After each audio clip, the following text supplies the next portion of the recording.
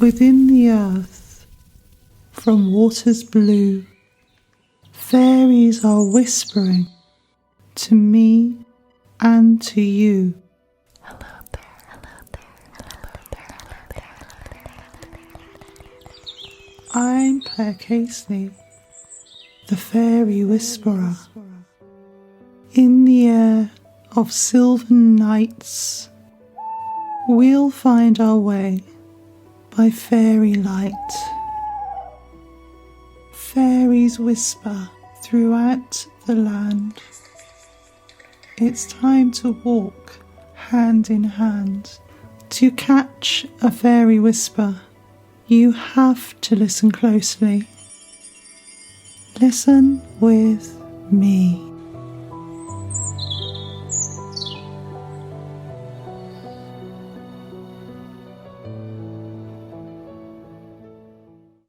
Hello, welcome back to Fairy Whispering.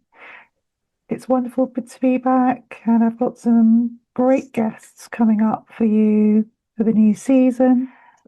And you'll notice I've created a new introduction that I believe better suits the podcast and my work going forwards, because it reflects a recurring theme in fairy whispering that is now becoming more prominent in my work, and that's honouring and reconnecting with the fairy realm. And that includes all the other beings that coexist with humans on planet Earth, in other realms, and elsewhere in the universe. My first guests for this new season of Fairy Whispering are Stephen and Evan Strong, who are groundbreaking independent researchers exploring our forgotten origins. Stephen and Evan are descended from Australia's original peoples and work closely with them to bring forward new wisdom for this era to benefit humanity, planet Earth, and all beings that coexist with us. In this episode, they discuss their experiences with Yowies, which is Australia's version of Bigfoot.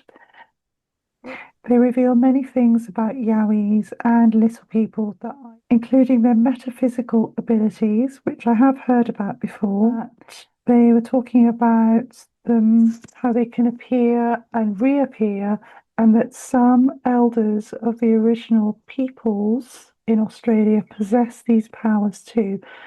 I've heard of this from other sources about some of the original people in America too that can do this. In fact, one elder disappeared right before Graham Hancock's eyes, much to his amazement. Stephen and Evan also have an exciting conference scheduled for September, where sacred information from a prophecy about our origins and the way forward for humanity and Earth will be revealed by an elder for the first time. And I've put links to this event and their work in the description for this episode, and also on my blog, The Fairy Whispering. So enjoy this episode. It's a fascinating conversation that I really enjoyed, and it's a positive step into this new season, bringing peace and hope to you and to the world. So hello, Stephen and Evan, welcome. Thank you so much for asking to join you. We're Yes, looking forward to it. very happy to be here. Yeah. Okay. Well, to begin with, just very briefly, I used to be a teacher. I was a principal in primary school, in the executive in high school, and I became involved over a period of time in writing the Aboriginal Studies for New South Wales, of course, with some other people. Got heavily involved in that. And as I became more involved, and I went down to Sydney quite a few times to help write the courses up and write up university courses and things, I started to realise that most of the information I was giving was wrong. I started to work more in Moree. I worked with the parents. I taught a lot of original kids, and they certainly seemed to take a shine to me, didn't they, Evan? Just for your readers, we say original, not Aboriginal, Yes. because AB Yeah, is the, yeah. abhorrent, abnormal. We call ourselves Okay. original. So what Original. happened was Mm. while I was working in the schools, particularly in Moree, it became more and more obvious that some of the stuff I put in the curriculum was wrong, and most of the stuff that other people were putting in was wrong. And I tried to point that out to the Department of Education, got involved in some very heated discussions in Sydney and other places, and then Mm. resigned. Okay. And Yeah. from that Mm. point on, we started doing research into original culture, and we did a lot of comparisons between that and Gnosticism. Mm-hmm. Then I was given ceremony by probably the most important elder in Australia. And from that point on, because I was given elder ceremony by Kano, elders from all over the country rang us up and wanted to show us stuff they hadn't shown anyone else. And for the Wow. last 15 years, we've been wandering all over Australia. We never go on to any one country until we're asked to go on to that country. And we've got to be asked by elders. And then basically what we do is we don't make plans about what we see. We wait to Mm. be told Mm. what we're going to see, and then we make up questions and we make up stuff to write, and then we give it back to the elders before it's published. So we are writing on behalf of the original people, and we're doing it old way. We're not Yeah. going and getting a degree and then going to the departments and getting some money to go and look at some place, and then they want you to write a paper about what you expect to see, and Mm. then you turn up there. And as many of our elders have said, when the archaeologists come, they all say the same thing, don't they, Evan? Yes, sir. No, sir. 3 bags full, sir. And then hope that you leave. And as soon as you leave, they get back with what they're doing. So Yeah. what we're doing is we're bringing information that has never hit the mainstream. And because of Mm. that, the government and many other people are not happy with this at all. So Mm. primarily, that's my link into this. And Evan, yours was through. Yeah, well, mine's just, well, probably being your son, but basically, um, I went to university and one of my majors, I ended up doing anthropology and archaeology just because I thought it would be fun. Mm. Uh, at the time, I was studying psychology and counseling and that kind of stuff, and because it was like a broad degree, I could throw in whatever I wanted, and ended up getting some good marks in it and got pretty, you know, Mm. interested in that all, but I kind of went, well, I'm not going to do anything with this. This was just to fill in the end of my degree. Funny enough, that's all I use now. But funny how that goes. You But never got the other Yeah. part of it. You get a job for that. no, no, You that didn't realize a degree in social science is like getting a job as maybe assistant manager at McDonald's. It's about the stuff which normally happens. pretty much. If you're Gosh. lucky, you might Mm. get something in community services, maybe. But Mm. what ended up happening was just that kind of interest flowed in. And then I think I was doing some kind of human services style stuff. I hurt my Mm-hmm. back. And we started looking at the Gnostic stuff. And then, funny enough, our first book, we started writing about the Gnostic connection to the Mm. dreaming. And I remember what the first person read it. Yeah, yeah, you guys are terrible writers, but you have an original idea, so I'm going to work with you. And then slowly Ah. over the years, we've gotten better and better at it. Yeah, I do Yeah, remember him telling us yeah, you yeah, guys are shocking writers, but you've got a good idea. yeah. So, You fell into that yeah, basically. Yeah. basically, Yeah. yeah. And then along the way, I have had a few experiences with what we call the Yowie Well, we'll and do that Mm. separately. yeah, Come into that. and some fairy stuff as well that I Yeah. wanted to mention Yes. I would as love to well. hear about that. So Yeah. Yeah. yeah, so Yeah. there's always that metaphysical, Mm. supernatural aspect that's followed us around. Mm-hmm. We've both experienced that we actually put in our work as well, which um, not everybody likes, but it's like, hey, this is what we Yeah. experience, and That's what's an happening. integral Yeah. part of original culture as well to It is. acknowledge Mm. that side of things. Pete, that's a Mm. very important point that I want to focus on. The original people are agreed by all experts to have the oldest culture on the planet. Mm-hmm. What they don't understand is the culture's based around magic. Mm. And when we go into country, so many times, my elder that's given us ceremony, he's done things that humans would call miracles, and he doesn't call them anything. I remember when he was with Graham Hancock, and Graham and I were Yeah. sitting down when Kano came, and Graham was told if he comes to Australia and wants to look at our work, which he did, he Mm. was told to do that. He had to do ceremony with Kano, but he wasn't ready for that ceremony. In fact, none of us were, No. because he just disappeared. He Wow. completely disappeared. He was walked down to the fire pit, did his songs, and then walked backwards one step, then the second step. And there was about 15 people there, and he completely Gosh. disappeared. And you should have seen Graham. He was sitting next to me, I bet he and fell for off the his first chair. time in his life, Uh, he couldn't speak. And I've got to tell you, Yeah. you Yeah. know, Graham Hancock, if I Yeah. said that he's got nothing to say and he's dumbstruck, he'd say that couldn't happen. But it Mm. can. He was sitting next to Mm. Sansa at the time, his wife, and Yeah. they could not cobble together a word. And it became clear to me when we started doing the original story, Kano Mm. was doing these things to teach me something, to Yes. make sure that we don't dismiss the part that academics don't want to touch with a 10-foot pole. mm, Mm. It's a mystical culture. It's based around magic, and are clever Mhm. fellas because they can do magic.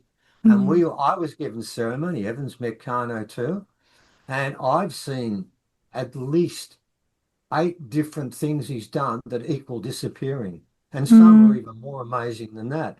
And after you've seen it so many times, mm. when you go out in the country, you are looking for it because you know it's there. Yes. Yeah. So Yeah. we do it differently. And a lot of archaeologists do not like us at all. Mm. No, it's fascinating because what you're talking about is this division between the natural and what we call the natural now and the supernatural, but it's all part of the same It thing. is the same thing. I mean, we're going Yeah. to talk about Yowies and little people. Now, in Australia, if you want to mention the word Yowies in mainstream, you'll be laughed at, you'll be ridiculed, you'll be called an idiot. Mm. And it's basically really toxic in Australia when it comes to Yowies and little people. And I've got to be honest, we were never going to touch either, Mm. but we didn't have a choice. And when we talk about why, you'll know why we didn't have a choice. Not that Not that we've ever seen a Yowie. We've heard them. We've heard their footsteps. I've heard them Yeah. knocking on our back door. We've had all sorts of We've had, incidents with them. oh, yeah, But there's a recent one we can talk about as well. yeah, I know. Yeah. Yeah, Mm, yeah. So anyway, yeah, mm. that's obviously you want to talk about that. So we'll let you ask Mm. the questions, and then we'll take you down the path of Yeah. digging. But So obviously you've just explained you didn't set out to go into this realm. It's yeah, just happened alongside your yeah, other yeah, it did. interests. And it was something to Yeah. begin with. I would guarantee you I wasn't going to touch. In fact, I remember at the very start when I was given ceremony, Peter, who's the elder that keeps after the mystical stuff, I was talking about the fact that he said to me, how do you think we got around the world? And I said, by boat. And he said, what about in the air? I said, I'm not going to talk about that, Peter, being aliens and that sort of stuff and all Mm. that stuff. And he said, yes, you will. And I said, no, I won't. He said, you Mm. wait and see, you will. And we do. We talk about it constantly now because it's where our research takes us. So I'd love to hear about how this contact with the Yowies started. Okay. Yeah, All right. I'll what's the start. start point? I'll start the main one, and Evan, you're going to come in halfway through, aren't you? Yeah. Yes. Yes. Okay. With us, we live in a rainforest, and you've got to Mm. understand that, Claire. We live in where we're living was the largest subtropical stand of rainforest on the planet. Oh, can you see that picture? Yes, I Yeah. can. Yeah, Okay. fantastic. Yeah. Picture. Oh, Oh, yeah. okay. Yeah. Right. Okay. So you've got to remember, because it was the largest stand of subtropical rainforest, the Yowies were running through the whole of this region. And of course, when the whitefellas came here, and I'm original and white, so I'm a mixture, Mm. the first thing they did was they couldn't get into the rainforest because when they walked in there 3 kilometers, they got lost. It's just intense and Mm. it's massive.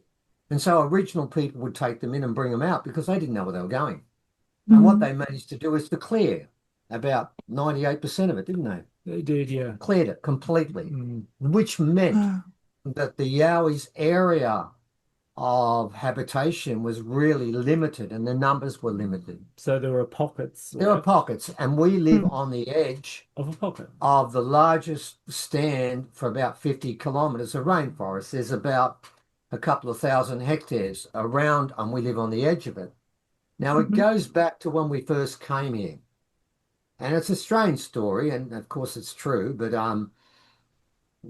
something happened halfway through, didn't it? So what happened was we heard this almighty noise that was taking place. Basically, where we're standing, where this house is now, there Mm. wasn't anything here at that stage, and we were standing about here, weren't we? We were, yes. And just down there, 15 meters from where I am, is the rainforest.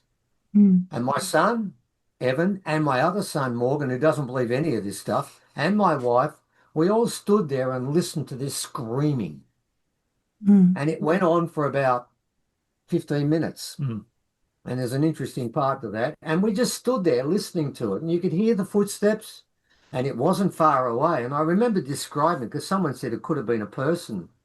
I said it could only have been a person if they had a microphone and a portable Marshall amp. Because I got to tell you, mate, I said no human can make the volume that was coming out of this, whatever it was. Yeah.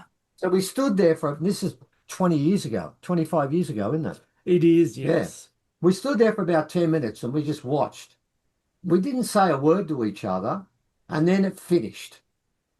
And so what we did is we walked back up to the house, went back in and had tea, and nobody said a word about it. Not one single word. Which is quite strange. Mm. Which is quite strange because we all stood around together and then, what, for all intents and purposes, completely forgot it. Mm. Didn't react to it. When people started talking about Yowies, I just said, oh, yeah, man, I'm not touching that. Didn't even think of this. And it's very important because I actually believe their voices can have an impact on you. And I'm going to talk more about that. Different noises they make affect us in different ways, and we don't even know it. Yeah. So, Okay. left it. Didn't even think about that again. And then about 4 years ago, 3 years ago, like Yeah. that, yeah. Okay. About 3 years ago. Now, what had happened was I'd taken out some sacred rocks. I'm the custodian and keeper of the rocks, and I've been collecting. People have been giving, so I don't take them out of the bush, nor does Evan. People have been buying and collecting them, and we've got hundreds upon hundreds of them. And our job Mm. is to put them in the country so people, black fellas and white fellas, can do ceremony. Now, I put them out on our farm, and that brought them up here. Oh, They came up. okay. They could sense the rocks were there because these are ancient rocks and they're quite different than any other rocks in Australia. Mm. And they came up here because of those rocks to begin with. Mm. So what happened was, we're going to talk about the one that you're involved. Mm-hmm. So we go 20 odd years. No one's mentioned the damn thing since then. We've never spoken about it because we basically heard that and we walked back. Our minds were cleaned, right? Yeah. So Mm-hmm. what happened is, and I do remember one thing. When we heard the noise, I remember this feeling of absolute fear. But it was a strange one. It just overtook me, but it didn't make me feel like I wanted to run away. And it's interesting because I read an account of someone about the year before we saw them again. He was down at our creek, at Maguire's Creek, and he saw. Yeah, he was fishing. He was fishing, and we read the account. And he said as soon as he saw them and he heard the noise, he was overcome by this real massive feeling of fear. Oh, And wow. someone wrote back and said, did you feel like you needed to shoot? He said, no, no, no, I would never have done that. He said, I Mm. knew I was feeling fear, but I didn't feel like I needed to run away. It was like it was letting me know, Yes. I'm letting you watch me, but don't get too close, Mm. right? So this is what happened. It was about 11:30 at night, and I'm in the other, because we live on a property, and I was in a different house up there, and I was watching the football. And all of a sudden I heard the crowd were making this ridiculous noise. It was a growling, grunting noise, and I'd never heard it before. And I'm looking at the football and I can hear the screaming. And I thought, what is going wrong with the people there? Started to dawn Yeah. on me. I've heard that before. And then I turned the TV off and the screaming continued. And I thought, hang on. And then when I heard that, automatically it brought back memories of what I heard before. Mm. And I felt that same feeling. It was the same screaming of fear again. And I thought to myself, okay, what am I going to do about this? This is quite weird. Um, I'll just go outside and see what I can see. Now, 11:30 at night, we live in a rainforest and there was no moon. So I can tell you, I could see 3 meters in front of me and it was about 10 meters away. I could hear it and it was making this noise. And I thought to myself, what am I going to do? And then little did I know at exactly the same time that I'm standing outside listening to this noise. Right. So I was at a garden party. I'm in my, white suit, Panama hat, the whole Yeah. get up, right? Yeah. So I come home, I've got my little cooler esky, with my drinks in it and leftover food or whatever, and a whole bunch of stuff. So I pull up in my car and I'm like, Engine's running. engine's running, and I hear that's the noise he's talking about. And I'm like, oh, for the love of God, my fan belt. I can't stop the fan belt from whining. That's what it must be. Hmm. So I thought, well, I'll turn the engine off. And I went, oh, well, that noise is still there. So it can't be the fan belt. Oh, it must be something in the song that I'm listening to on the radio. So turn that off. And then I thought, well, it's not that. I can still hear it. I turned the heater off. I could still hear it. I got out and it got really loud as soon as I opened the door and got out. Mm. And, Mm. I'm grabbing a few things and it went from, oh, that's an interesting noise to, oh, oh, I don't know if I like that very quickly. So I'm like, ordinarily I'd probably do a couple of trips, like 2 trips of gear. And I went, you know what? I'm going to grab everything and I'm going in one trip. And just before that happened, a friend phoned in the car From to Perth. from Perth, which is the other side of Australia. About 4,000 k's from us. She could Mm. hear Hmm. it just through my phone because my phone was on the car stereo. This Wow. like, what is that? And I'm like, I don't know. And she's like, I think you should get inside. I went, I am going to go inside. I'll phone you back when I go Yeah. in. So I've grabbed everything and I've power walked slash Hmm. ran to the house, thrown all the gear in, and thought, well, I'll quickly phone her back and tell her, I made it. And did. And then she's like, have you shut all the doors and windows? And I went, you know what? I don't think I have. And she's like, I think you should do that. So I did shut all the windows and the doors and everything. And we had this really weird, disjointed conversation and meandered into nothing. And after about an hour, we Mm. just looked at each other and went, let's just go to bed. Like, we're not making Hmm. any sense here. It's like we were delirious almost. And funny enough, the next morning, we both woke up with the same symptoms. We had like a sore head, bit of a sore throat, nose was Right. feeling a bit weird, which are some classic symptoms of infrasound sickness. So Okay. infrasound is one of the frequencies that they can Mm. make noises in. I think certain animals can do it too, Mm. tigers and whatnot. I think crocodile maybe, Yeah. possibly hippo. There's about 6 animals that can do it. I know a symphonic orchestra kind of tuned their instruments in some of those frequencies, and everyone in the audience got up and got nauseous and left and fearful, and Right. the Yeah. crowd went pretty quick. So it has a Yeah. physiological effect on the Mm. body, and that's what we're both experiencing, me and my friend Hmm. Sarah over that way. So, this is kind of like our baptism into this world of cryptozoology now. So then, funny. Then what happens from there is that now we've both been affected. Mm, We discussed it and we mhm, figured, okay, there's yeah, something going on here. hmm But they'd moved in. they had. They had moved in Mm. here and they were staying here, and that's what's going to happen next. So what then happens is I I thought to myself, well, that was interesting. I mean, we've done that before. We've remembered that this has Mm, happened before. yeah. We knew about Yowies because Mm, there is not a black fella, an original person in Mm. Australia. if you were to say to them, I don't believe in Yowies or little people, they would Mm. either walk away from you or punch you. There is Right. not a Yeah. fella that doesn't believe in it. And what Mm. annoys me is we're the oldest planet culture on the planet, and no scientist or expert will take any notice of what we've got to say. And Yeah. it really is Mm. quite insulting. So Mm. what then happens is this. At this stage, I didn't know they'd moved in. We contacted our expert on Yowies, Uncle Donny, and gave us a lot more information, and he told us To about, to the point where what they were doing is they were eating a lot of fruit. I didn't realize oh yeah, they have a bit of a sweet tooth when it comes to fruit, right? So Yeah. what they would do is and you go past this kind of track and there was like just a pile of mandarin or I think they might call them tangerines in mm, America. But though that fruit peels, but just in a weird kind of just on the ground in the middle of nowhere, Hmm. and it would be a couple hundred meters to the nearest tree. So it's like something had grabbed it, sat down on the ground, oh yeah, or stood there and ate it, and then placed them. placed them. And then I noticed a tree near that there was like a scratch in a tree, a mark. Ah, And I right. said pictures and measurements to Uncle Donnie, and he's going, "Oh no, no, you're missing one." I mean, what do you You mean? told him where to go and He find it, said, and he did. "You go back, you go in the long grass, there'll be another one.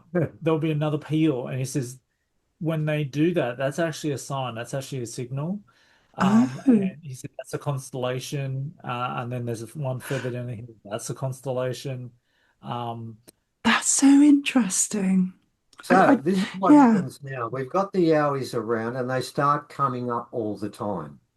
yeah. And what they were doing is where my TV was in our house, Mm. they started doing things just there. Night after night, they do something different. And it was always around 11:30 to 12 o'clock. And it went on for quite some time. Okay. Things like this would happen. On one occasion, one of the Yowies got a branch and smashed it against a tree. And I'm sitting inside with the TV and it just I covered everything. And I raced Mm. outside to find out a tree had fallen down and I found nothing. And I asked Uncle Don, he said, Yeah. did he do it once or twice? Just once. He said, he's knocking on your door. They want Mm. to talk. I Hmm. thought, oh, okay, they want to talk to me. And I'm thinking, whatever picked that branch up and hit against the tree, if that was my head, I wouldn't be talking anymore. And I'm Mm. thinking, yeah, it's all right for you to tell me that, Uncle Donny, but these guys are big and they weigh a lot. So then what happens is a couple of days later, I go out again and I startled one because he wasn't ready for me. And I heard him run three Yeah. steps and then he stopped, or she. Mm. And what's interesting is we live in an area that's volcanic. In fact, this was the Okay. largest Yeah. crater on the planet Yeah. and it's all red soil and it's like rubber. And when you Mm. run on it, you can't make a noise. But this thing, when it ran those three steps, the noise was so great, it bounced off the house and echoed. And I'm thinking to Yeah. myself, man, what has the weight that could make that noise to make something that bounces off that? And I'm thinking 500 kilos. And I'm thinking, some of these people are telling me to go and find the thing. I said, it's 10 foot high and it weighs 500 kilos. No way. But they Yeah. didn't give up. They Mm. did not give up. They kept coming around. And then I went out one night about 11:30 and I went out to the back patio and 2 meters around the corner, there was this knocking like that. And it was actually, I counted it. It was nine bangs and then a pause, then a fit, the next one. And I thought to Mm. myself, he's just there. He's mhm. 3 meters away. Now, if I go around the corner, I'll see him. So I ran inside and closed the door. Right. This is going to be a constant story I've got to tell you. This is par for the course here. You've got to remember, we Mm. live in the rainforest and it's all Yes. around. We're surrounded by it and we live on a property and there's no street lights and there's no Mm. one around. You're Mm. on your own. You with a 500 kilo, 15-foot being that you can't see in the dark. It's Mm. not that easy. So this goes on for a while, and we spoke to Uncle Donny about this, and we said, "What's going on?" He said, "There's two types of yowies." I said, Oh, "What?" right. Oh yeah, this is something I didn't know. We all Yeah. thought it was the big airy ones that Evan's got up Mm. there. He said, "No, there's two types," and he told me he's very clear about this. He said the ones who've passed on, they don't get this curtain we've got here. They're not like that. They can come back anytime they want, and they're more powerful. He said, they're going to move in too. Right. And I said, Oh, and he said, no, they've told me gosh. they're going to move into your house. And I thought, oh, right, okay, that's going to be interesting. At Oh, 12 o'clock at night, I've got a Yowie walking down the yeah. hallway But looking like that. but you do, yeah. So what happened was Yeah. they did move in. And every time I go to sleep at night, they'd pick things up and throw them around the room. They'd say things and grunt, and I could tell the difference between the male grunt and the female grunt. And this was going on day after day. And we spoke to Mm. Uncle Donnie about this. He said, no, they want to protect you. I said, well, Uncle Donnie, Oh, be a bit quieter because they're Trying waking. to sleep. And the funny part was, every time you heard this noise, if you're mm. in their house in the middle of the night and it's pitch black, your stomach rolls over.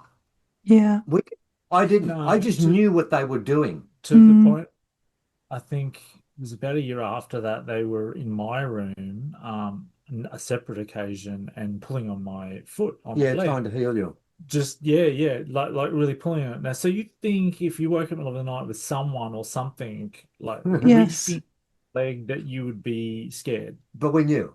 We knew. Wasn't Mm. scared, just No. kind of went, oh, cool, oh, good luck. And they tried that a couple of nights Mm. and then through my other contacts in that world, from Sarah Bignell and Yowie Central, she was saying, yeah, they were actually going around and healing a whole bunch of They're people. doing to other people around Yeah. here. So, Now, for me, the part where I gave up, Yeah. when all this was going on, I kept trying to find because I was a headmaster, I'm a teacher, and I've written lots of stuff for university. I'm trying to find a rational excuse for all this, right? Mm. Mm-hmm. And I remember I kept pulling back off this, thinking, no, there's got to be an explanation for this I don't understand. And then they won. What they did was there was a woman that made a noise, and the noise made a couple of noises. I don't know what they're saying because I can't speak Yowie. Mm-hmm. And I just she woke me up and I said, look, I'm just going to go to sleep. Fine, do what someone else to do. And then she did something. She made that noise and I thought, okay, she's gone now. Then she walked up the hallway and turned on the light. Now, when the Gosh. light gets turned on in your house, ladies and gentlemen, when it's one Mm. o'clock in the morning, you normally go and see it, go to the light, and you carry something with you, like a tennis racket or a baseball Mm. bat. Mm-hmm. So I just walked straight up there, looked at the switch, it was turned on, and I hadn't turned it on. And I was going to try and go to sleep even with it on.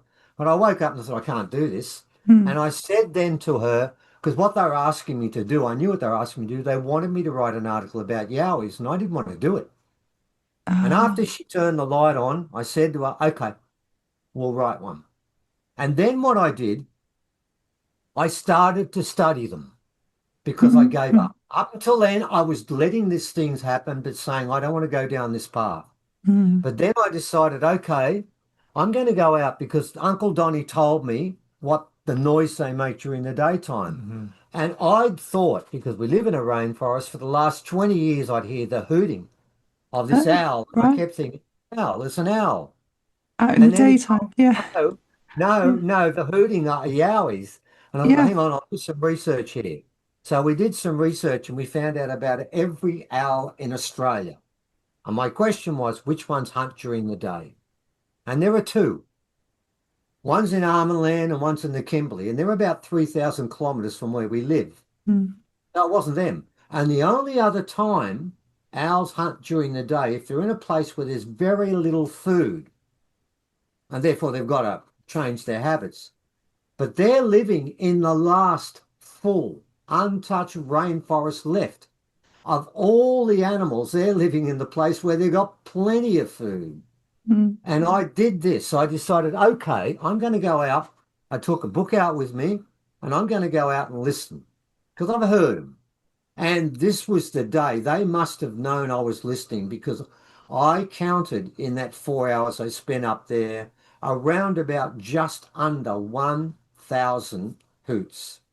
Now, what I started Gosh. to do as I did this is I tried to do this scientifically. Mm-hmm. The first thing I found was in the morning, they do fives, fours, and threes. Oh, That's all. right. And here's the interesting part. Between each hoot, it Mm. is exactly 3 seconds. Never varies. time after time after time, I kept counting. One, two, there it is. One, two, there it is on the third. It never Hmm. varied. And I started to think, and I listened to lots of birds over the next couple of times. I'm thinking, do the birds do this? They never give their call in strict mathematical sequences. Mm. They don't do it, but these guys do. And what I also found, the more I listened, is they had prefixes and suffixes that go at the start of the hoot and the end of the hoot. And I Oh, counted six prefixes and eight suffixes that go at the start and finish. And at the end of it, after my 4 hours, I was around about 850. And I started to learn a few things about the language. One of the things I learned was that they don't do sixes, they don't do sevens. And then only on two occasions did they do ones.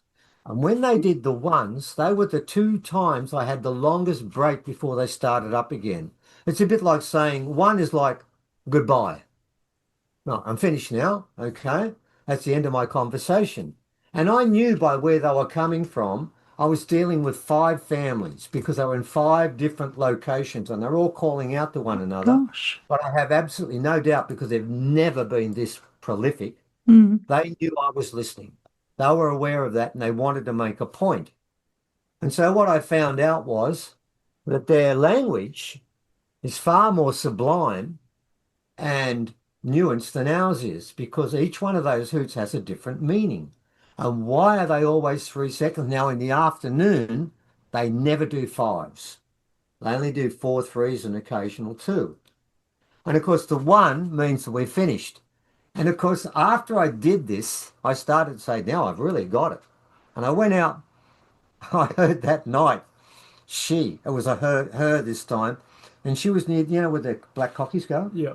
The black cockies are about, they come to our place 10, 20, 30, and they spend all day in the trees there.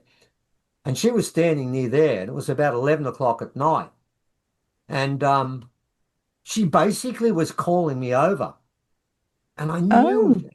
female, and I thought, hang on, this is a female. Mm. And as we all know, Claire, that Mm. in all species, the females are far less aggressive than the males, and particularly with the Homo sapiens, they can be really aggressive. No, this is a female. I thought, I think I can do this. But I then said, I called out to her and said, I'm going to come over, but I'm going to be honest about what I'm to tell her what I did there.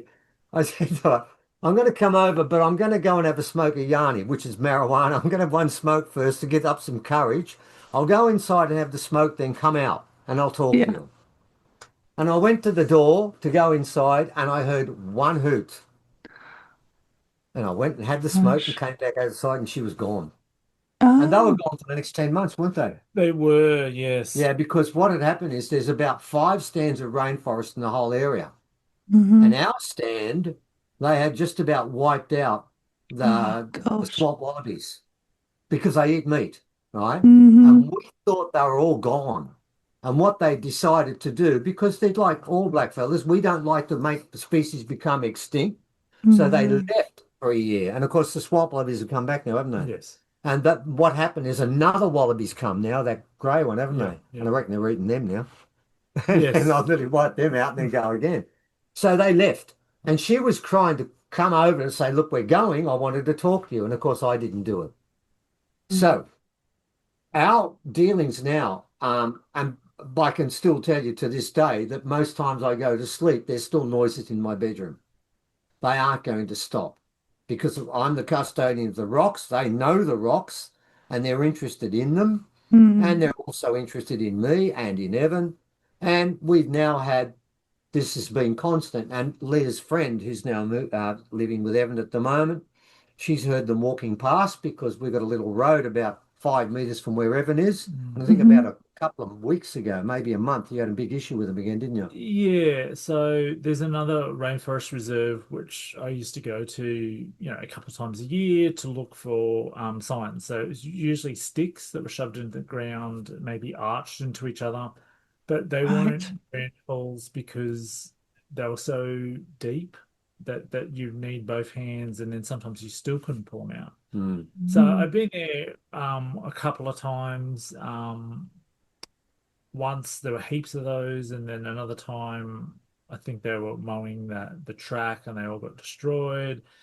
Another time, me and a friend were there and like, oh, there's nothing going on here. And then the moment we said that, he's just like, that stick wasn't in the path when we came past before, and then everything went quiet. We're like, okay, we are being watched, but The birds go quiet, don't yeah, they? Mm. The everything goes. whole of the Ah, bush goes quiet.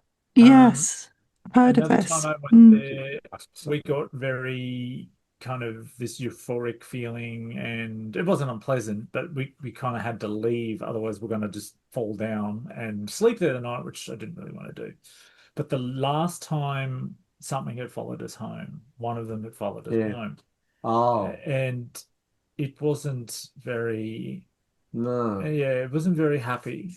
So it yeah, it was on top of the house.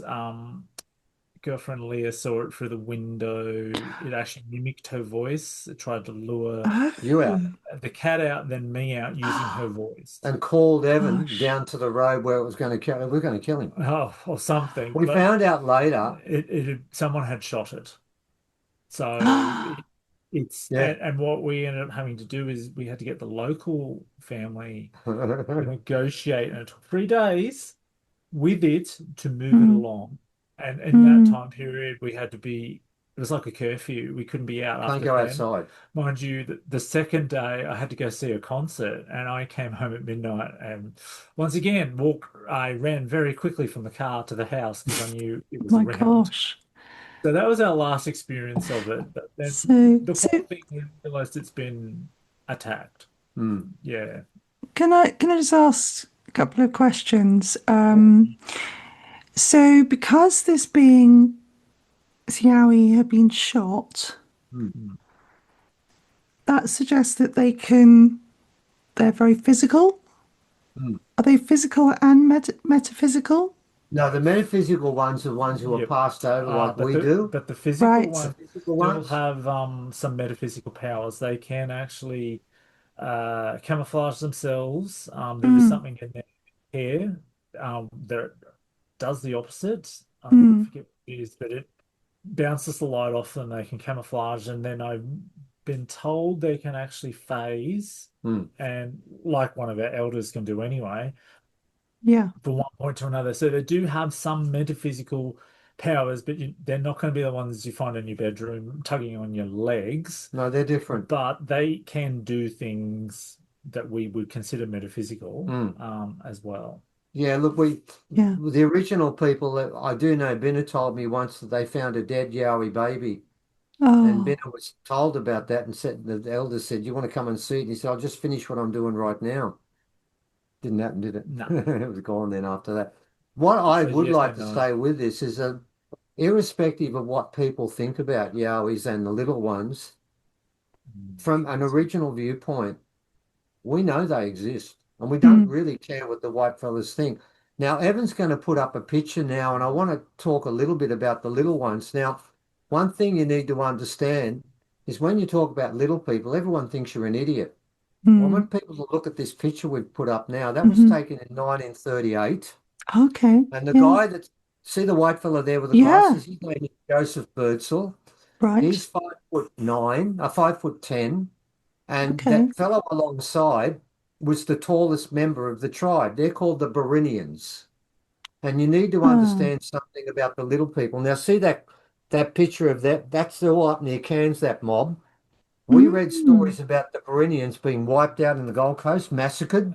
Yeah, they Oh. were everywhere, all over the country, and they're still here to this day. So in the 30s, apparently they got sick of what was going on, Yeah, and went, you Mm. know what, we're out of here, and they all just walked into the forest and disappeared. and they're Oh. masters of camouflage, and that Mm-hmm. means unless you are, they want you to see you, you won't. Now, I can tell you something quite interesting Trust. about the Barinian people. Yes. When the tall people, before Mr. Cook came, right? Mm. Mm. When the tall people came, when they lived up there, whenever they had a conflict they could not resolve, they would go to them for guidance, and they would make the final judgment, and the tall people would agree to it. You need to Oh, understand something about these people that probably people don't know. mm, Secondly, they invented a boomerang. Now, you've probably seen what a boomerang is, yeah. but their boomerang had four, two together like a propeller, a proper Okay. propeller. Yeah. And they made that. They also made dome-shaped houses, and you can see one. They're standing behind there. Mm, No one mm, else does that. They were original, and they were part of our group. But you've got to understand, when we talk about being original, we talk about our group, we talk about the little people, and we talk about the big people. We're all the same mob. mm. And all of the original people we know all know about these people. I mean, I do know that quite recently around our way, you know the story about this, don't you? When the three kids were gone, three Oh, Aboriginal yeah. kids went missing near Mm, Nimbin, which is mhm. not its proper name. Its proper name is Nimbinja, and that means the place of the little hairy people. That's it. Oh, Oh yeah, Nimbin great. is named after where they live, and they Okay. still live there. And what Yeah. had happened was three kids have been missing for 3 days, Hmm. Aboriginal kids, and they brought in everybody, and they were looking for them everywhere, all around Nimbin. And all of a sudden, while they're all standing there, the three kids come walking out of the bush, and everyone says, "Where you been?" And they all said the same thing. We've been playing with the little people because they loved our children. They don't like us. They don't No. like adults. They don't trust them for some strange Mm. reason, Yeah, I wonder but they why. do trust the Yeah. children, and they were Yeah. playing with them. And of course, Hmm. they told the white fellas that, and they all said, "Oh, what a load of crap." And the elders went over and smelt them and said, "Yeah, they've been with the little ones, right? You come with us." And they just walked away. And all the white guys and the police are standing there and said, "We don't need you anymore. We're off. We've got to look after these kids. They've been Mm. with them." And that was it. The white fella said, "Oh, they just made it up." And the black fella said, "No, they play with them. They will actually kidnap children. They're well known for doing it, but they'll put them back. They But just want to play with them, don't they?" yeah, and I think Oh. there's ones that might even be a little bit smaller because years and years and years ago, I Yeah. was dropping a friend home from just a gathering, and my car engine got a little bit wet going over the causeway, so it wouldn't work. And I went, well, I'll run back to my friend's place and tell them my car's broken. And I started to walk, and what is a 5-minute drive up this hill ended up being, an hour's run. So I'm running, and then what is in that bush next to me? There's like an animal or something. I can hear Oh, crashing and things, and then I look yeah. over and I see these little translucent men, Fairies. fairies, Mm. basically men Flying. flying, jumping, leaping Oh, Laughing from at tree, you. and then throwing little spears at me. And then, of course, I then run faster, right? Because I'm like, I have little people chasing me. I'm going to run mm. faster. They're laughing. They're laughing that they're very cheeky. Yes, I've heard I don't this. think Yeah. evil, No, they're not. They're not. cheeky, No. right? Mm, Like pulling your leg and Mm. having a bit of a joke. So I'm running. I then burst in reference place going, there are little men chasing me.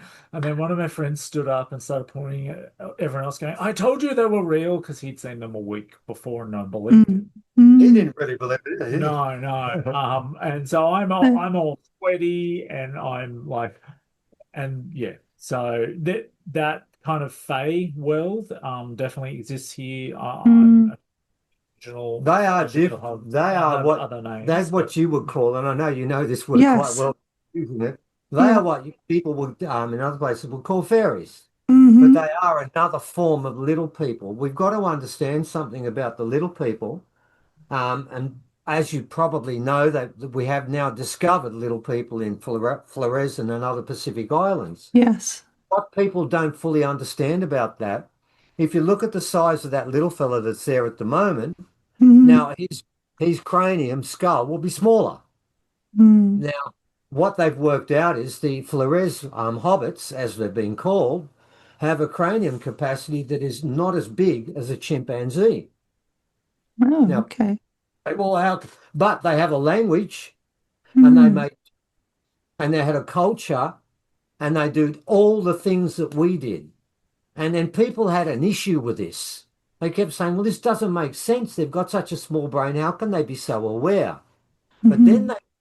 a guy called Dean Falk looked at the skull, and they found that they've got an incredibly enlarged frontal lobe. Now, Oh, yeah. and then here's the second part. the second very important part, when people, Homo sapiens, say, well, we've got a 1300 cc brain and theirs is 500, we must be smarter. I always say the same thing. No, not necessarily. You've got to remember something. Your brain is working at 15% capacity. If your heart was, you'd be dead. If your liver was, you'd be dead. I think you might be brain dead, but we won't talk about that too much. What if the hobbits are using all 500 cc and you're only using 15% of 1300 cc? It's double what they've got double what they're using to what you've got. So Mm. don't use the size of the head to work out how bright, smart a Yeah, thing sure. Yeah. brain they're using, Mm. knowing that humans use 15%. That's not intelligent. No. That actually, if it was any other organ in the body, you'd be dead. Yeah. It would. Yeah. So it's very important we understand when we start trying to, because people looked at these little things and said, well, maybe they're not as smart. Mm. The big beings, the ones that had the 1300 cc skull, were going to these little things with the little heads and saying, man, we're having a fight and we can't work it out and we don't know how to find a solution. Can you find one? And they would say, of course we can. Yeah, we'll do this. you do that, and we'll all be okay. And they looked at each other and said, shit, yeah, that's right. Should have done that. Isn't So that, we've yeah, amazing? these beings, remember this, Mm. how many hobbits and yowies have been caught in Australia? Mm. No, not one. But we've caught every other animal that exists, cut it up, examined it, put it Yeah. in a cage. We've done all sorts of things to it, but we can't catch them. And the Mm. reason, I'm going to tell you what the reason is. By comparison, we're stupid and they're smart. Mm. When walking through the bush, if they want to show themselves, they will. If they want to disappear, they will. And we've never caught them because they don't want to be caught. But the one thing I can tell you is the reason why they wanted me to write an article, they wanted me to say one thing. They're fed up hiding. They don't want to keep doing this anymore. They want to get back to the time because before the whites came, the Yowies walked into our tribal areas Mm. and we Mm. nodded to it and we had an agreement. You go your way, we go our way. We don't get in your way and you don't get in ours. And everything was fine. Mhm. And that's been, I mean, if you go to America and you go into the bush with a bloody bow and arrow or a gun, good luck, you may not come out. But in Australia, there is a treaty. Although that, yeah, we broke the treaty, didn't it? Was trying to, but I don't blame for being shot. The treaty was they won't kill us. They'll Mm. scream at us, they'll yell at us, they'll scare us, but they won't kill us. They want us to get out of their area. They don't go into our towns and cities, and we're not No. to go bush. And that's the rule at the moment. So they do exist. They are here, but they're waiting. They're Mm. waiting for a change in the planet. And when that change takes place, they then will show themselves. And remember, they can speak our language, they can speak many languages, and they've got their own language. And most importantly, they know more than we do. They could be our teachers. And I want people to understand that. We've got some people who say that Yowies are some sort of cross, like a primitive sort of Neanderthal or something like that. I'm sure you've heard that. No, Yes. we are the primitive Neanderthals. Mm. Don't remember Yeah. that Neanderthals have larger brains than us. Mm. Denisovans, in fact, of the 16 hominids running around today, we're ranked seventh for brain size. But we are certainly behind the Yowies, and we're certainly behind the hobbits. They are far more intelligent than us, and they are so smart, they only show themselves when they want to, and we can never catch them. Mm. That's their story.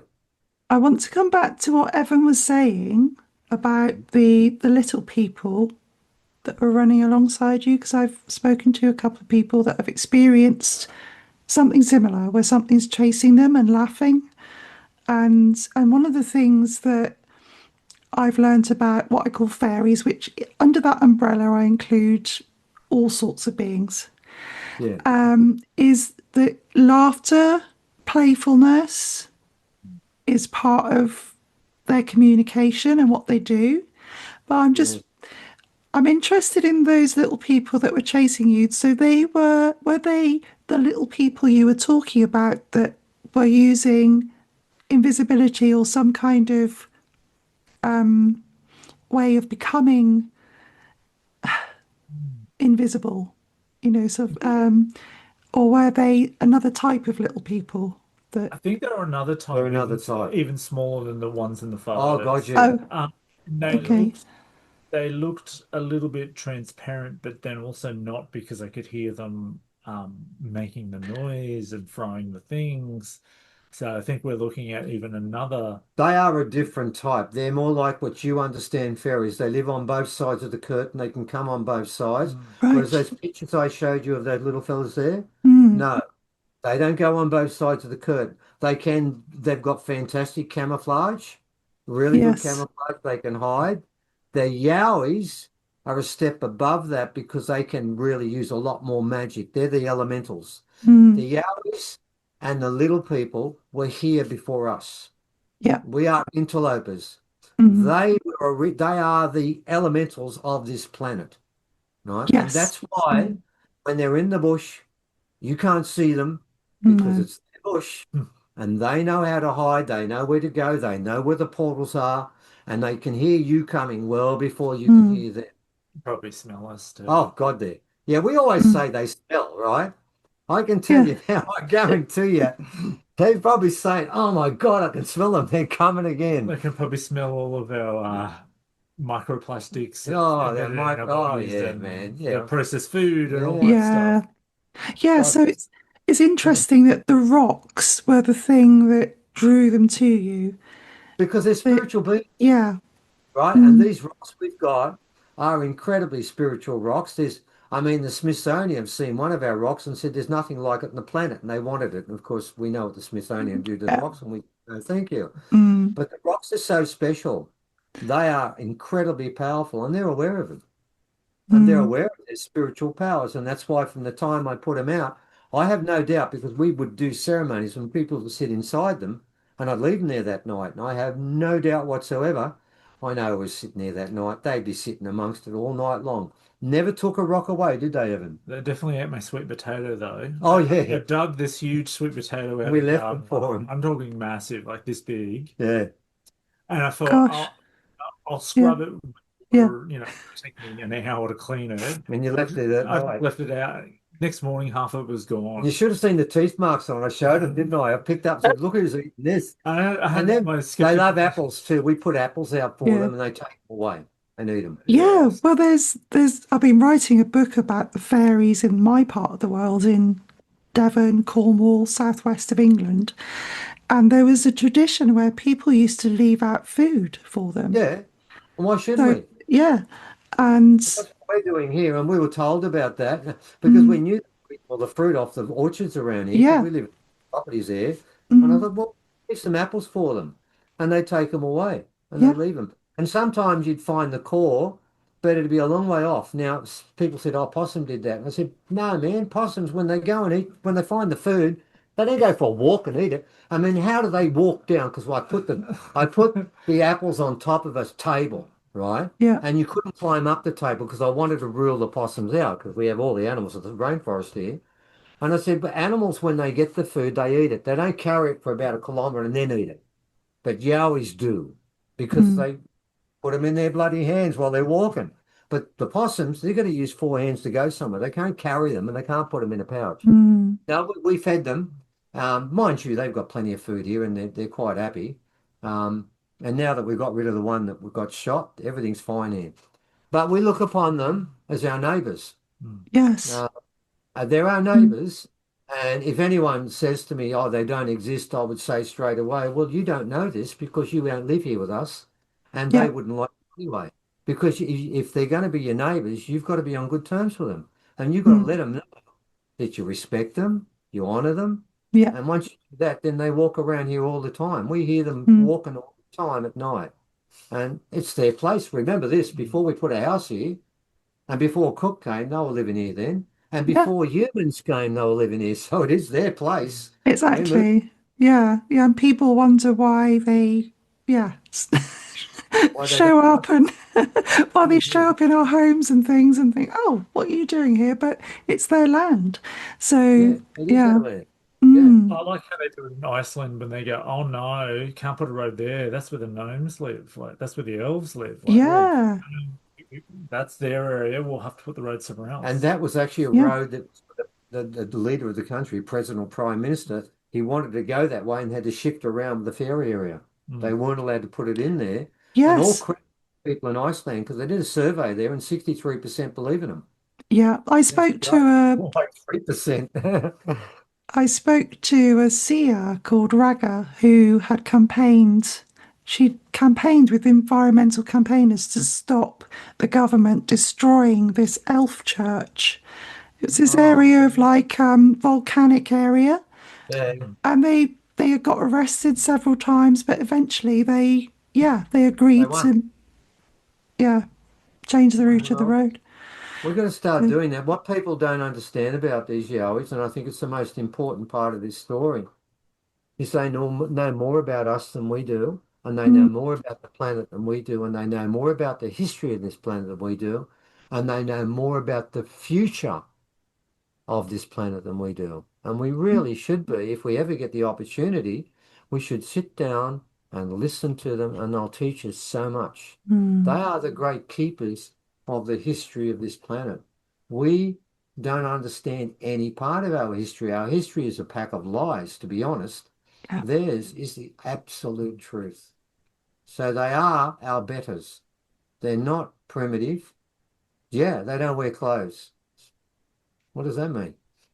Tell you what, mm, when we have a shower, we all don't wear clothes. What's the difference? They just don't put them back on and they go where they want, yeah, disappear when they want. It's their land. So, mm, yeah, we're quite happy with them. We're quite happy to talk about them now. And if people don't believe us, I don't care because I know yeah. they're here. Yeah, Mm. that's all that matters. Thank you ever so much for your time, both you, Pleasure. Stephen and Evan. It's been so interesting. I just wanted to give you the opportunity to mention your upcoming conference that you're Good. Yeah. doing Oh, thank you. before we Just finish. Yeah, look, very simply for anyone that is interested, this is the first time this has been done in our country. We're pulling together elders from all over the country um, to talk about Old Way, but there's one thing that's very important.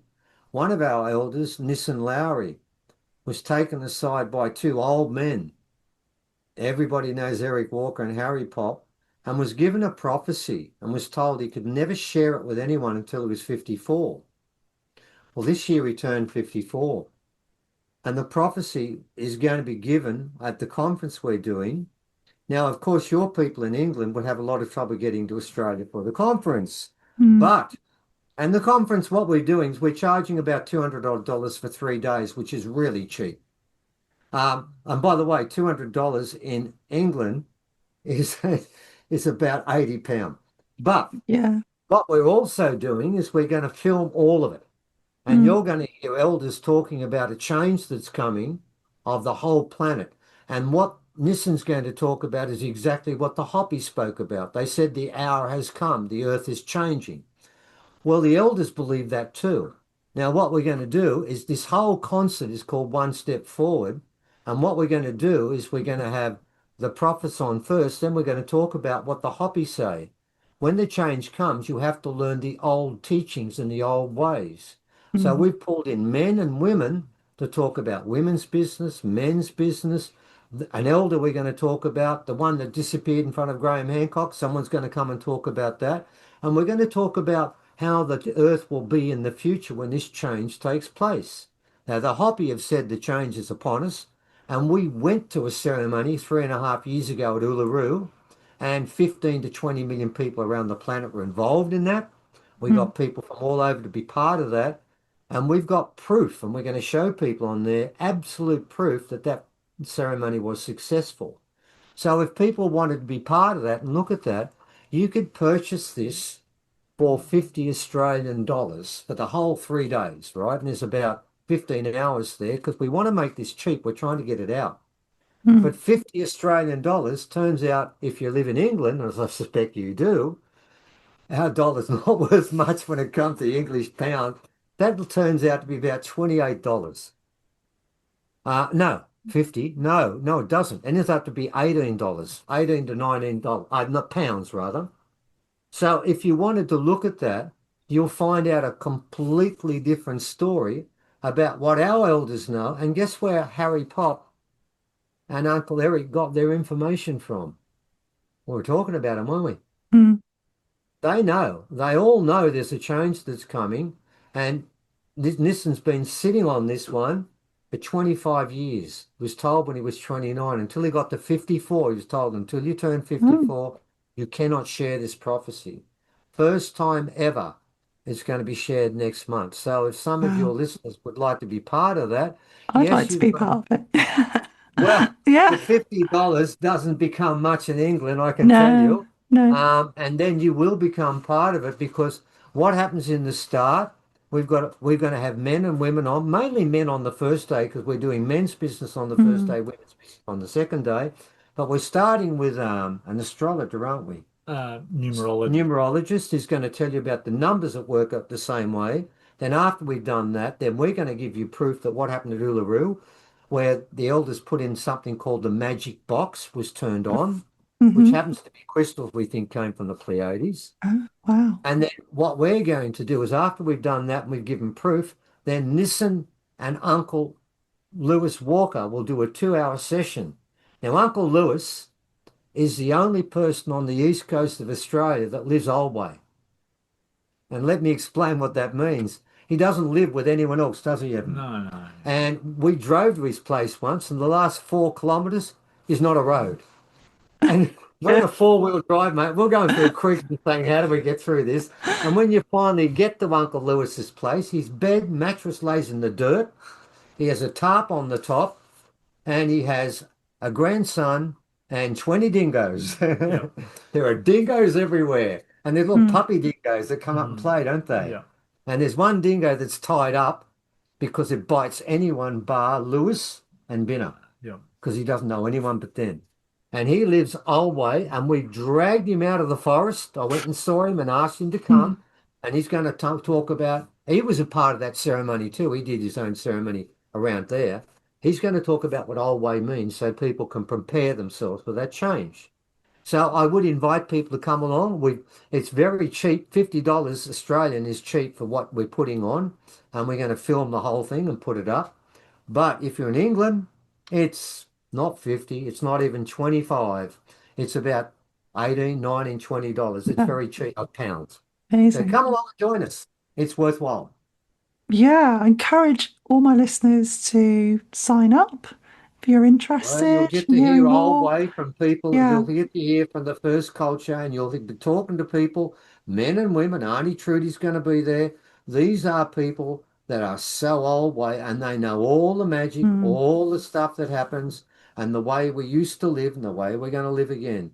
You will Mm. enjoy it, and you'll learn a lot about how indigenous people around the world used to live Mm. and will live that way again because they've made it clear, and the Hopi have made it very clear, and so have the original people. You have to embrace our wisdom, our knowledge, and our truths because yours are Mm. lies, and Mm. we know the real truth. So come and join us. Be worthwhile. Thank you. And I just wanted to finish by saying that when I was in my 20s, I traveled to Australia and I had a couple of months in Cairns. Oh, And yeah, and I worked with the Aboriginal Council because I was on a working visa. And it was one of the most fascinating and enlightening times of my life.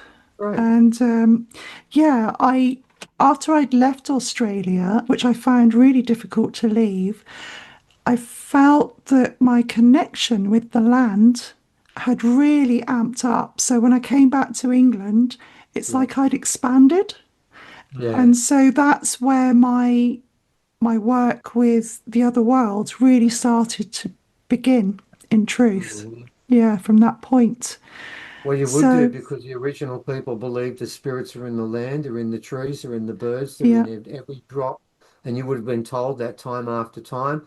And whatever you're doing, they're watching you all the time, assessing what you do. And they believe it. They believe Mm. it because it's true. And if you're going to spend some months with them, obviously it'll affect you in a good way. Yeah. And Yeah. thank you for coming and working in Cairns with the original people. We appreciate that. Uh, Yeah. I loved yeah, it. because it's tough for us. The original people have done it really hard in this country. We Yeah. really have not been respected. Mm, No one's listened to anything we've got to say, and it's been very difficult for us. But we know, and people will find this out when they see the conference we're putting on. Your time, the whitefellas' time, is coming to a close. But mm, you're invited. This is not a color thing. We call this Wiritjin, blackfella, whitefella dreaming. And then my elder is the one who created that, didn't he? He Yeah. created that. It's gone around Australia. Everyone knows it, but they don't fully understand it. It's mm, about the fact that all of the stuff, all the magic, all the wisdom that we have, we want to share. mm, We want to give it to everybody when this change comes. And all we ask you to do is to be receptive and listen, and we'll give it to you. mm. But obviously you were, and obviously a lot of people in Australia still aren't. But we're working on that. Thank you so much, Stephen and Pleasure. Evan. And it's been a pleasure to talk to you and yeah, wonderful.